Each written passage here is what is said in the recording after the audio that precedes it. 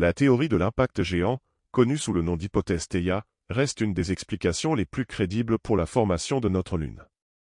Cette théorie postule que, il y a environ 4,5 milliards d'années, un corps céleste appelé Theia, probablement de la taille de Mars, aurait percuté la Terre dans un événement cataclysmique. Cet impact colossal aurait projeté une quantité massive de débris dans l'espace, qui se seraient ensuite regroupés pour former notre satellite naturel. Les premières traces solides en faveur de cette hypothèse proviennent des échantillons lunaires ramenés par les missions Apollo.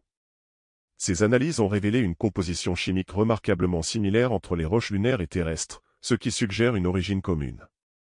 Les isotopes oxygène, titane et tungstène, notamment, partagent des proportions identiques dans les deux corps, ce qui serait peu probable si la Lune avait été capturée ou formée indépendamment de la Terre.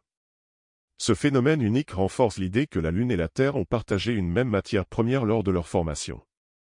En outre, des simulations informatiques sophistiquées jouent un rôle crucial dans la validation de cette théorie. Ces modèles numériques permettent de reconstituer les conditions initiales nécessaires pour produire une Lune orbitant sur une trajectoire stable autour de la Terre. Les résultats montrent que l'impact d'un objet de la taille de Theia pourrait effectivement projeter suffisamment de matériaux dans l'espace pour créer un satellite de la taille de notre Lune. Pourtant des questions demeurent encore sans réponse. Par exemple, pourquoi la Lune partage-t-elle une composition si proche avec la Terre? Une explication avancée récemment propose que l'impact aurait été extrêmement violent, entraînant une fusion complète des deux corps en un disque de gaz et de poussière, d'où serait née la Lune. Cette approche, appelée « modèle à disque de magma », expliquerait pourquoi les différences isotopiques entre les deux corps sont minimes. Dans ce scénario, la collision aurait mélangé profondément les matériaux de Theia et de la jeune Terre, créant ainsi une homogénéité isotopique exceptionnelle. Un autre aspect fascinant concerne les implications cosmologiques de cet événement. Si Theia avait existé, cela signifie que les impacts colossaux étaient fréquents lors des premiers stades de l'évolution planétaire.